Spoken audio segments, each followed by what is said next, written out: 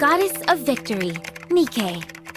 Those deserving the blessing of paradise shall have it.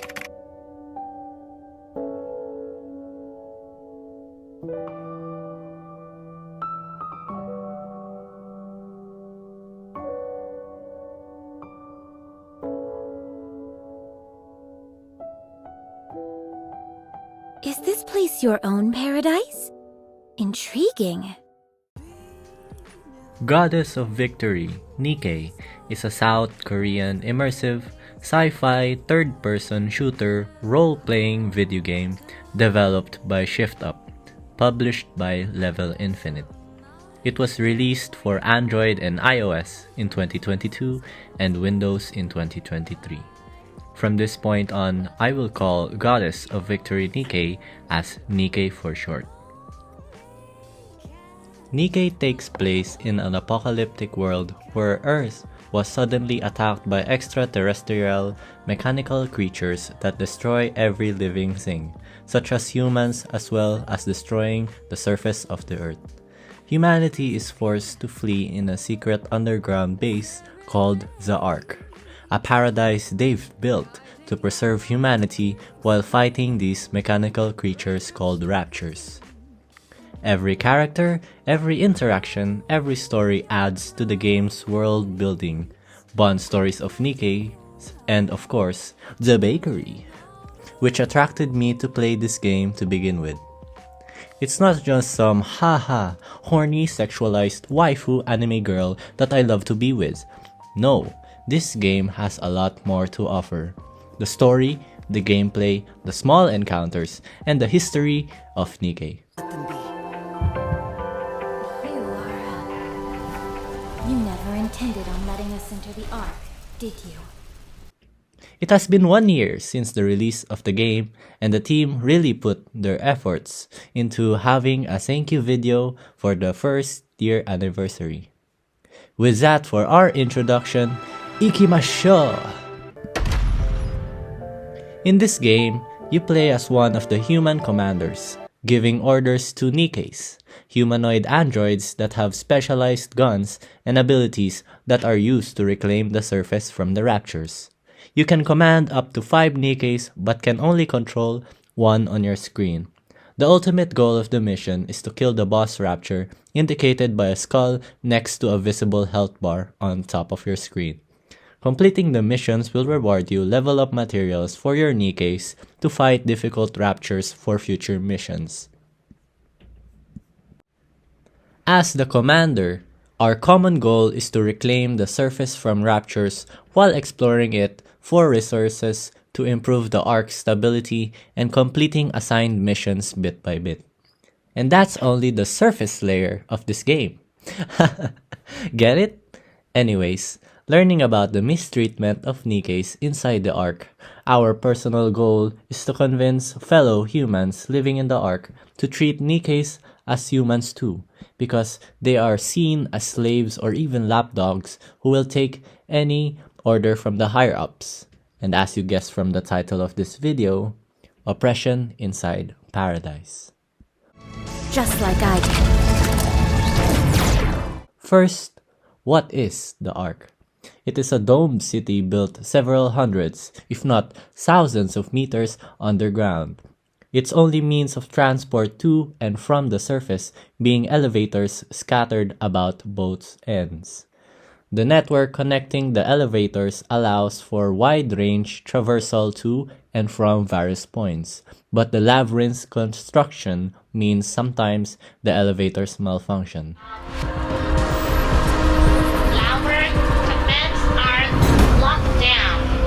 How does humanity survive underground? Well, they have food, but there isn't enough room to support the population. The rest of the Ark's citizens rely on Splendamin, an edible plant-based jelly that is nutritionally optimized for humans. By far, organic food is considered a luxury for the rich. Let's discuss this in the critique section of the video.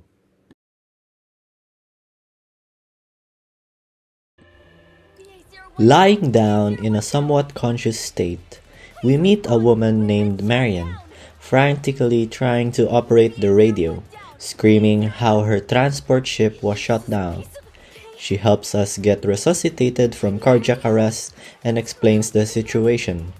Raptures are going to swarm them in moments as she activates her combat mode, promising to protect us no matter what, and engages with the Raptures. We continue our way to the rendezvous point, only to find out it's empty. Marian briefly ponders if the plan had changed following the downing of their transport ship. They heard gunshots in the distance, rushing off to find the source. There, they found two Nikkes. One red-black girl with an assault rifle, and a brown-orange girl with a grenade launcher fighting off a wave of raptures. After the battle, the two Nikkes introduced themselves as Rappy and Anis of Squad 04F. Marian is confused as to why they instantly took our commands, so they provide information. Their previous commander is dead, having attempted to kill a rapture with human-grade weaponry. They also discovered that we just graduated yesterday from the military academy, which makes them question the central government for asking a newbie for this task. Following a rocky start to our very first mission, we find our footing as the commander of the squad, but no amount of instinct, talent, or military academy schooling could prepare us for one of the inevitabilities of fighting alongside Nikkes. Rappy debriefs the mission's initial objective: locate a missing Nikke squad.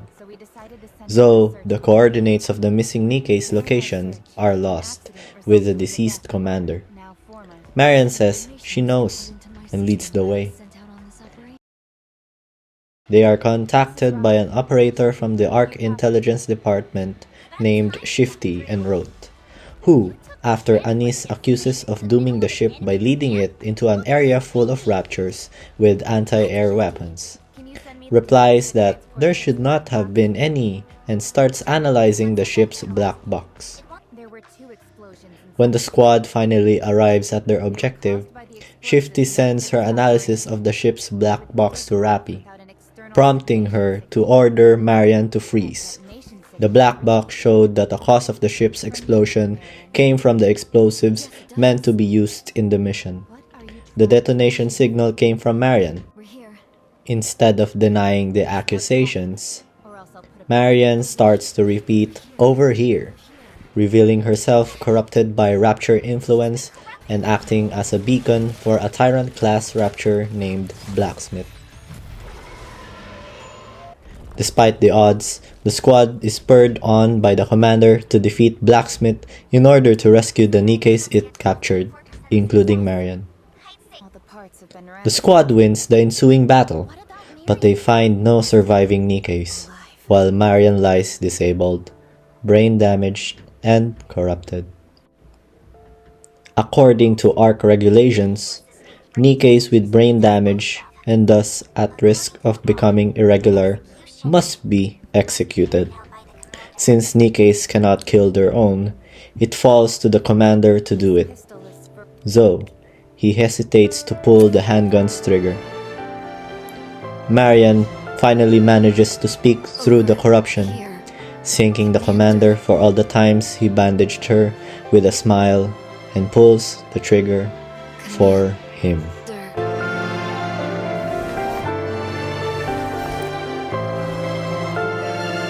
Thank you for your bandage.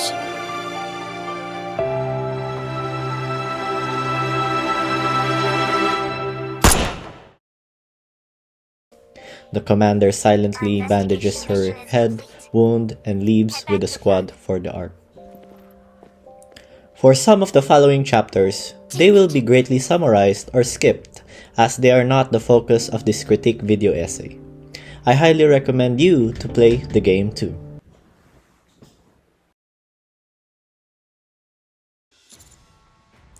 Our squad, the Counters, has been named. A complete and utter disaster! And is also getting a not-so-happy test result from the simulation room.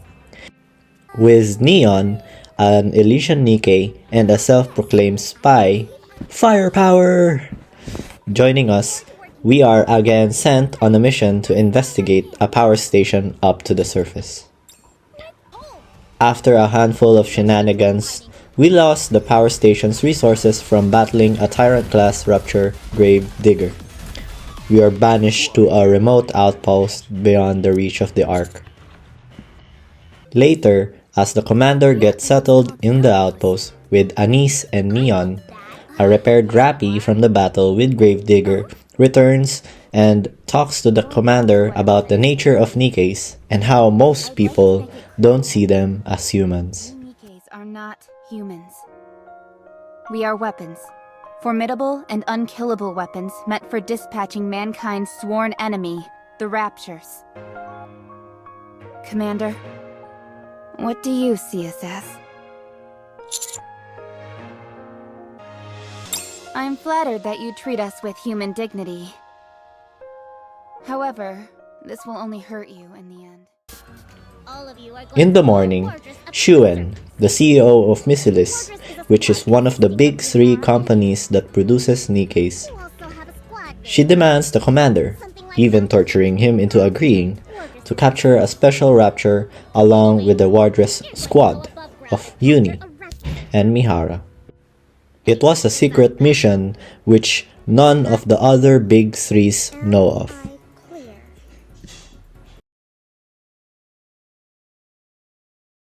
Still in search for the special rapture, codenamed Chatterbox, wandering the surface, fighting off raptures while getting closer to Wardress. Suddenly, behind our backs appeared Chatterbox, looking forward to having fun and having interest in us because we are human.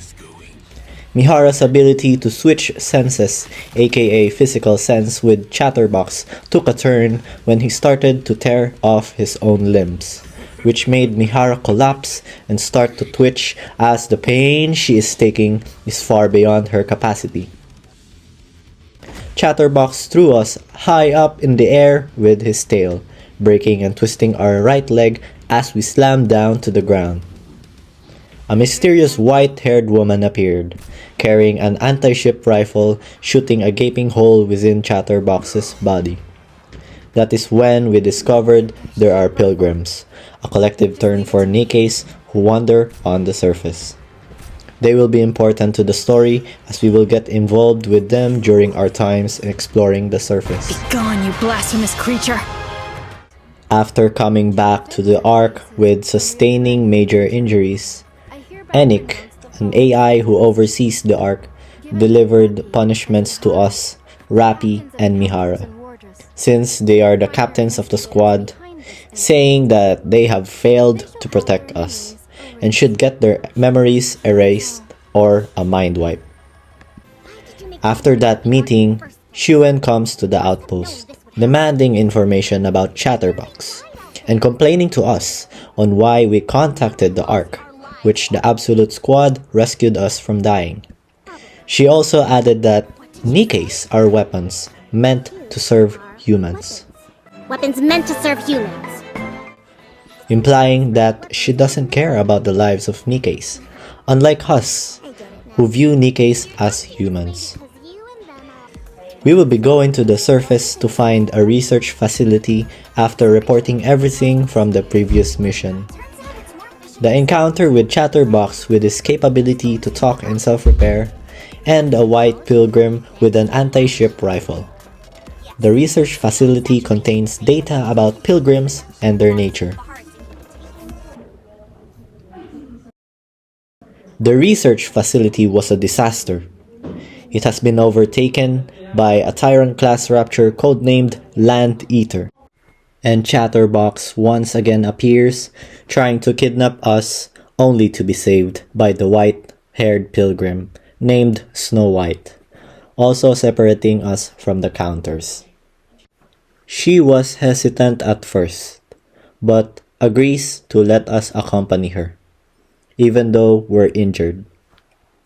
We ventured out into the snow to find a heretic, codenamed Modernia. Just like last time, suddenly, We saw Chatterbox and the heretic in the distance, repairing his injuries from the previous encounter. Snow White readies her rifle, only to get noticed by the heretic, swiftly immobilizing her. When all hope is lost, we try to aim and shoot the heaviest rifle we've ever held, since this weapon is made for Nikkes, lying on the ground, aiming at Modernia, and missed. But the bullet signal is noticed by the counters, and a battle with the heretic ensues.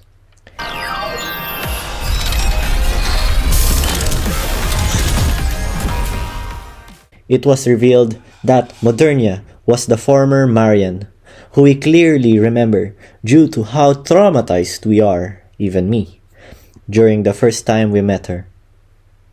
A black energy explosion occurred as she was having an existential crisis, sending us back unconscious.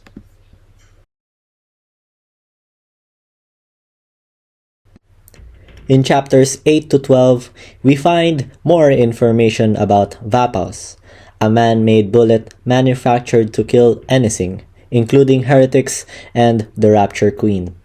It will be later revealed to be a powerful bullet, but can only be made by a rare blood type. Its main component also removes the neuro-implanted machine for the protection of humans, or nymph, from the brains of the Nikkes.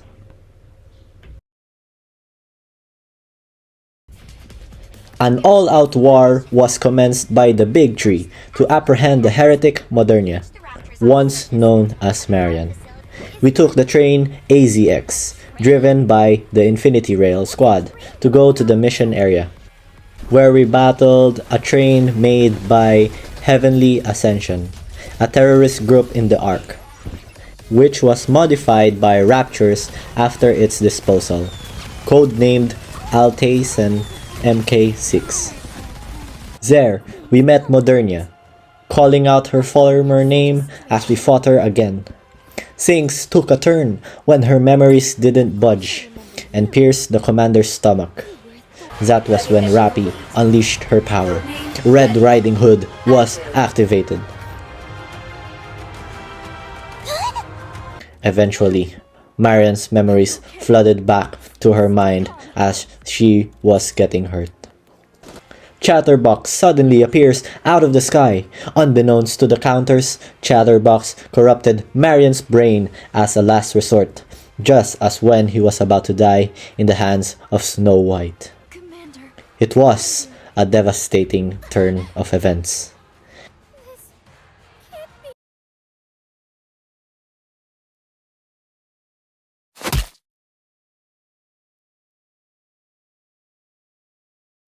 We said leave it to you!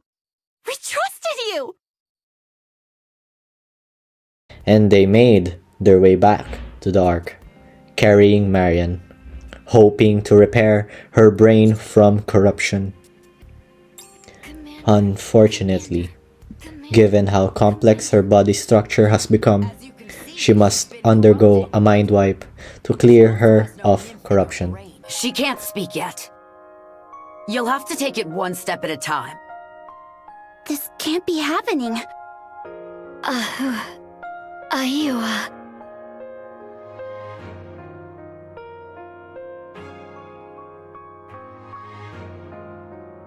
Commander.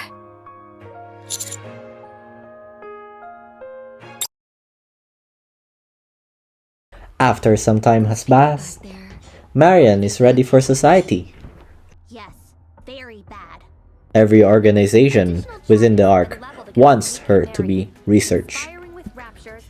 The truth is, they want her to get abused and be used to take advantage of her body, even if it's beneficial to humanity. And of course, as her commander, we wouldn't want her to get abused by the government.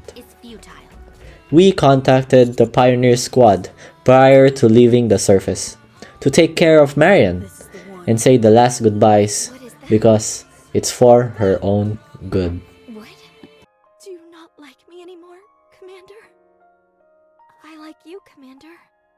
I like every one of you.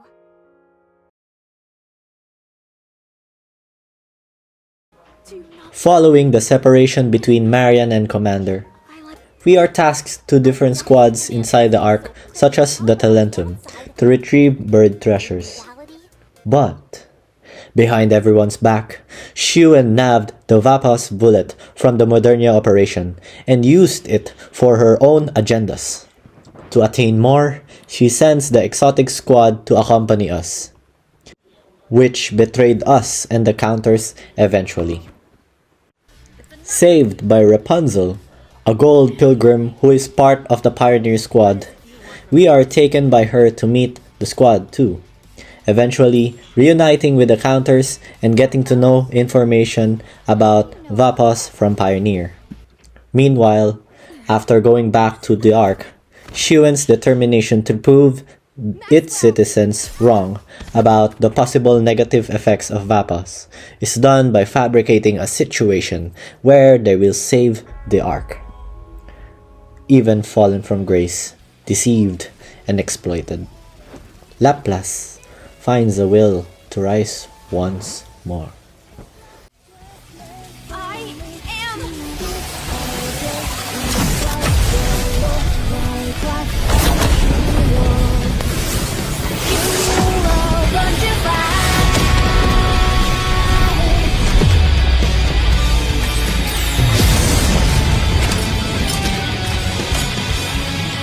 The savior.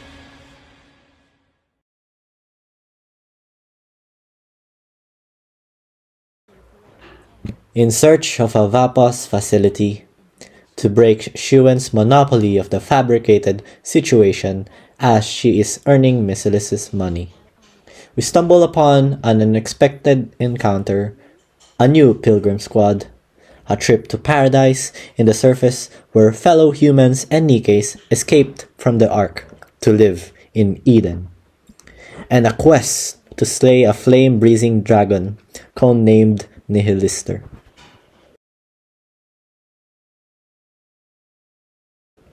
We get to know more about the Inherit Squad and how Johann was one of the famous commanders in the Ark. His former title was New Hope. Much like most denizens inside Eden, Johann despises the Ark and its citizens. Even a casual mention of it disdains him, due to the trauma he suffered in his heydays. Later on, after hearing about Dorothy's callous plan in sending the counter squad alone against Nihilister and her squad's disagreement to her schemes, Johann has changed his perspective into disliking Dorothy's insidious personality instead.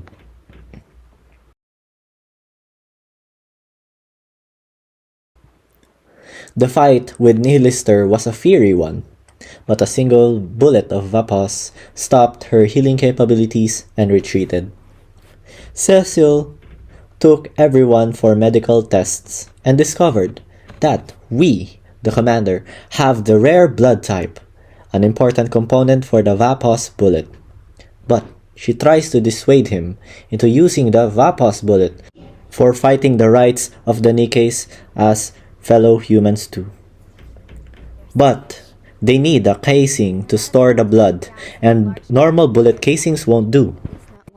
Fortunately, a Tyrant-class Rapture codenamed Mother Whale is needed for the organic components, since blood is also organic.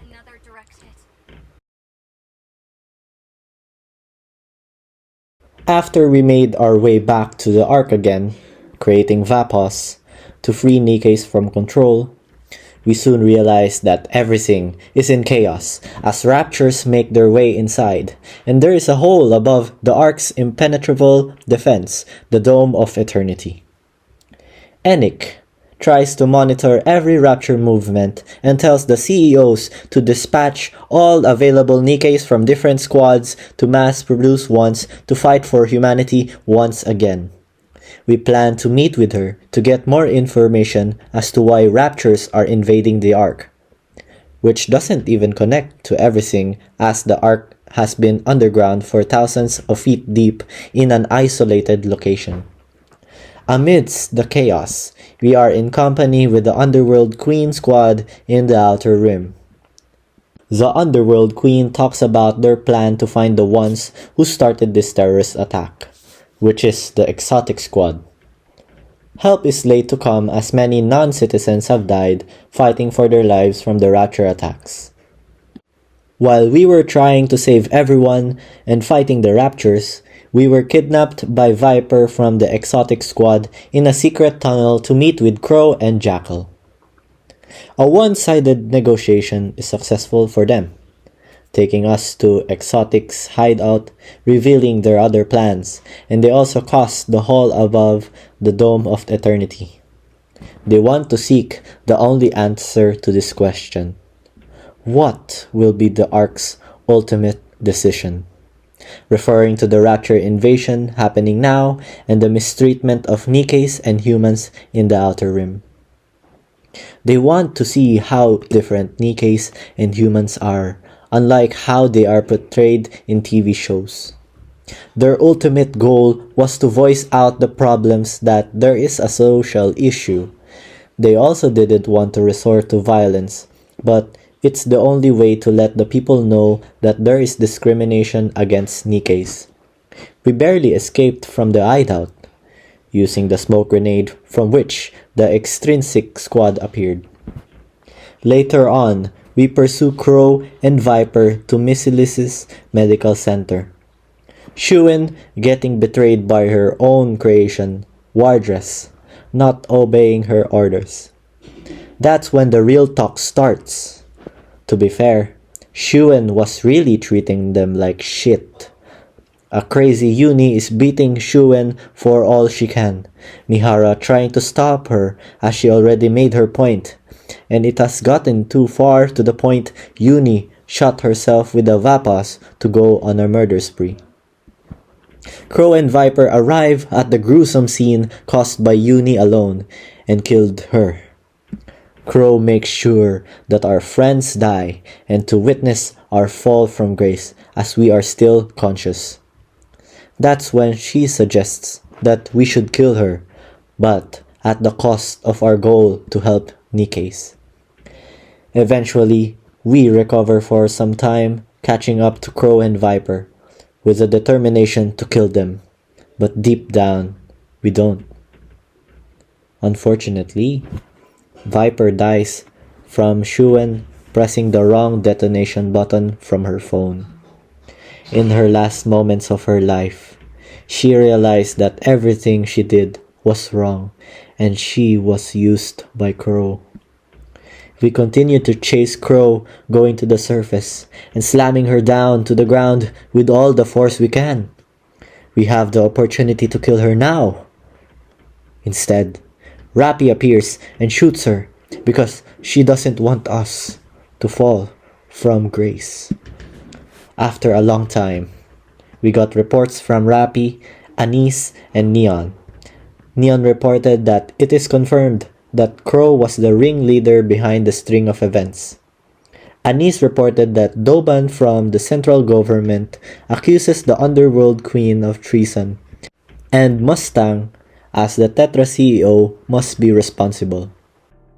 She knows that my queens could crush you like an insect! It backfired how Doban was a resident in the Outer Rim, and tried to massacre the supposed terrorists. Since Enic oversees the Ark, the Outer Rim still counts as part of the Ark, and Doban would receive repercussions for his genocidal actions. Lastly, Rappy reported that Uni isn't confessing about the things she'd done during the chaos, but she is still in captivity in the rehabilitation center.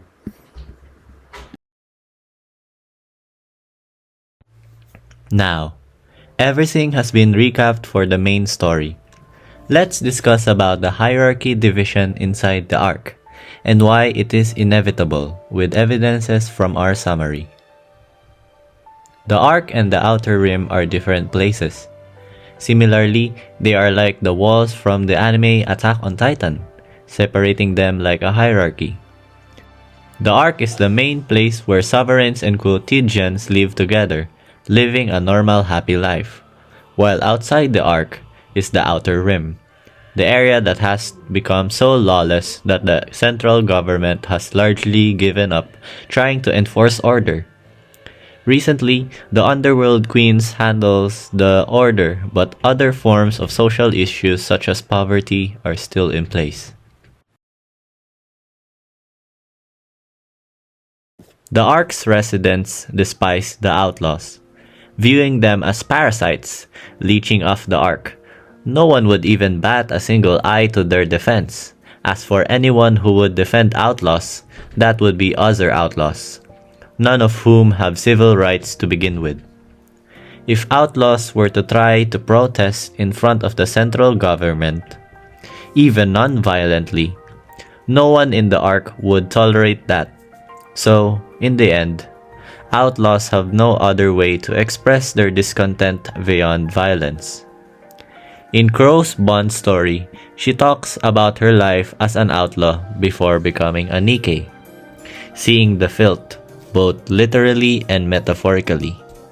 She questions us whether or not one can truly say the Outlaws are evil, or if they were merely a product of oppression perpetrated by the class disparity that the commander is part of.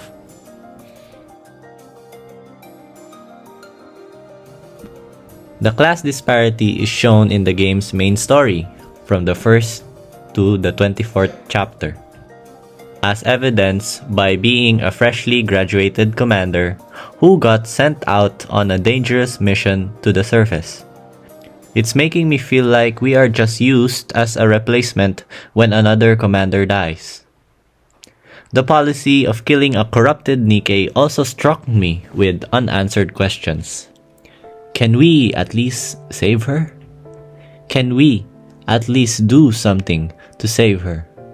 But there was no other choice than to value humans' lives more than Nikkes, even though Nikkes were once human.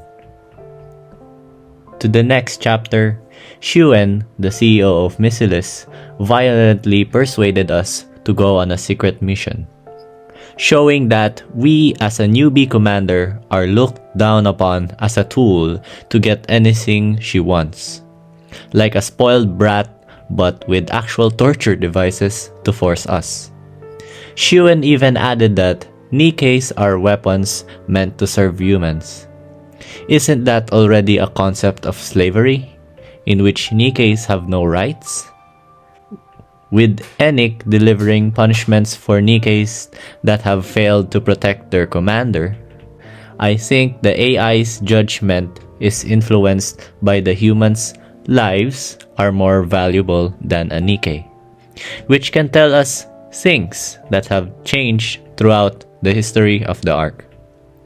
It is also sad how we are always sent to some kind of death mission by the central government, like they want to get rid of us entirely, only to come back with useful info that they are envious of.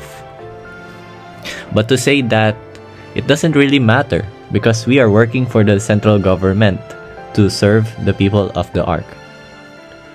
During the time when we recovered Marion from the all-out war, the competition of multiple organizations inside the Ark to get their hands on Marion is also a kind of oppression. These Ark organizations think that they already owned Marion, sending out people to violently raid the outpost to find her. The commander is forced to let go of Marion to stop the raiding and harassment that they have been getting.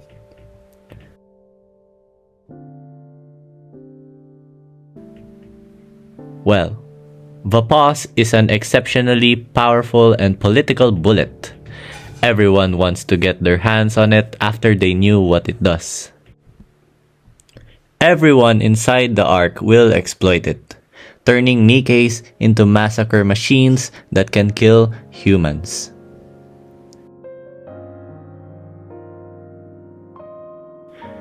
Just like the time during the Rapture invasion, it was a rebellion from the Exotic Squad, representing the Outer Rim. Even though, from the Outer Rim's perspective, we rarely see anyone doing that kind of violent rebellion. From the wise words of Commander to Crow, we all have our bad days, where we want to burn everything down and start anew. But we don't actually do it, because we know other people will get hurt. It's not because we can't do it. We choose not to, because we know it's something we shouldn't do. That's what living together in a society is all about. This statement made me emotional, because it's true. Those days where you just can't do it anymore. It feels like the world is against you. Your friends, your family, your life is all about to crumble. And the only thing you want to do is to burn it, look at the flames, and leave it. But even if I want to do all the things that are unacceptable, I choose not to. There are people's lives that are still progressing. We experience ups and downs, and it is part of life. There's no denying it. We shouldn't just hurt other people because of our personal problems. Rather, we should seek help from other people to accompany us into solving it. That's a lesson I learned while playing this game. But the truth is, there is someone always better than you. But you should also not look down to others too. Even if we live in a lawless society, we, as humanity, still have a form of bond that we should not kill each other but survive together.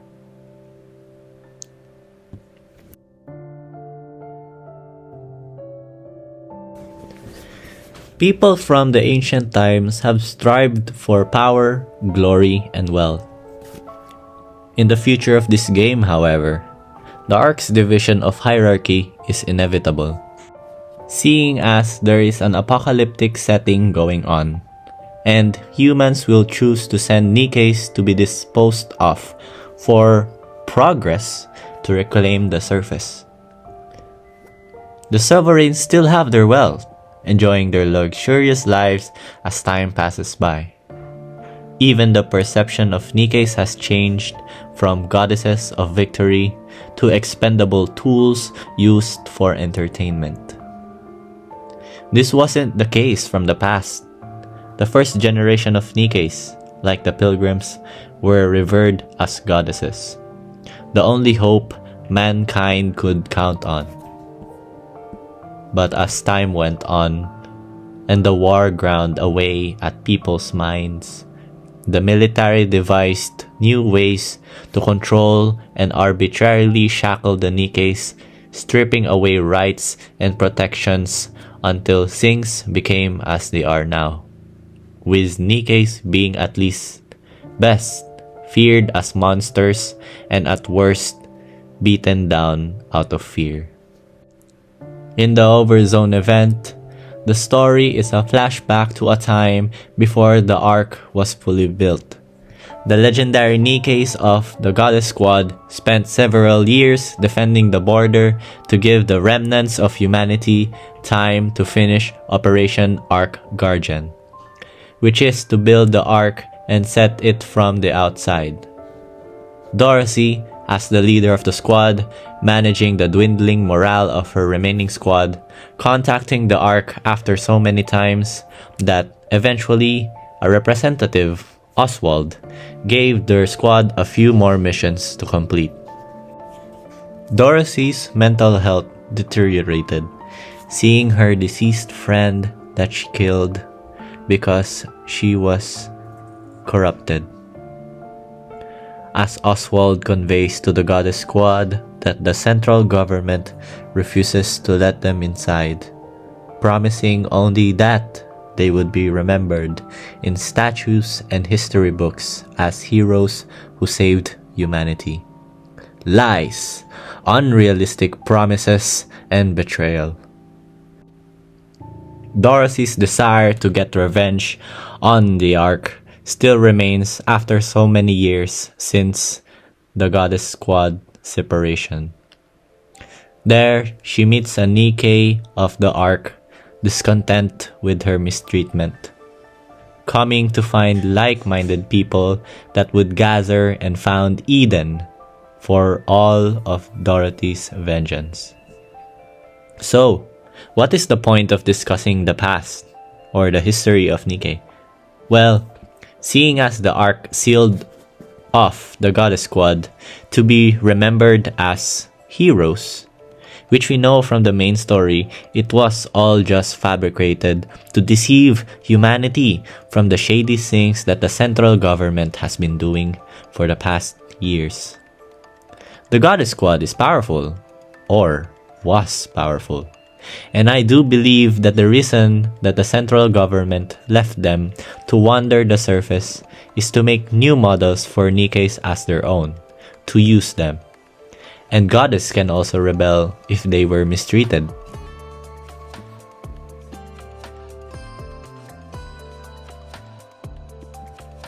Therefore, when there is a hierarchical division, oppression is inevitable in the world of Nikke.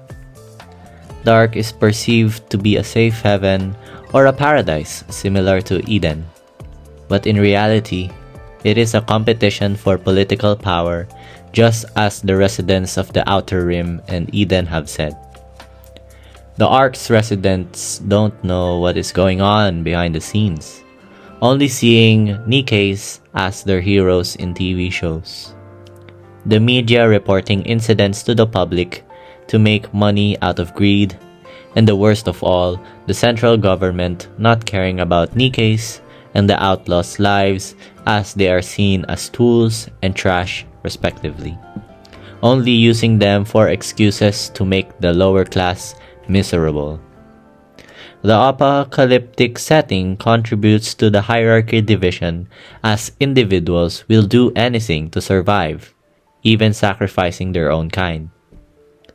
In chapters 22 to 24, Nikke also reflects the real-life history, how unequal treatment in a government will result in a rebellion from the oppressed. Was it the Outlaws' evil desires, or was it merely a product of oppression that made them rebel? Seeing how people see the Outer Rim as filth, like it is etched into their minds that they must avoid them at all costs. It is their only way to protest with violence, when they don't even have civil rights to begin with. And that, ladies and gentlemen, is my conclusion for Nikke. The game is an emotional roller coaster for me. Along with the gameplay, the storyline is well written too for a 1-year-old game. It has so many different chapters in a year. The voice acting is the best in my opinion. They have put so much effort into world building, and the limited timed events are also important to the storyline and how we got to meet other Nikkes from other squads. I'm sorry for praising Nikke that much, as I tried to summarize the whole thing with important points to my critique. Anyways, thank you for listening to my video critique essay, Oppression Inside Paradise. I hope you enjoyed it, and goodbye. Everything superfluous will be banished from paradise.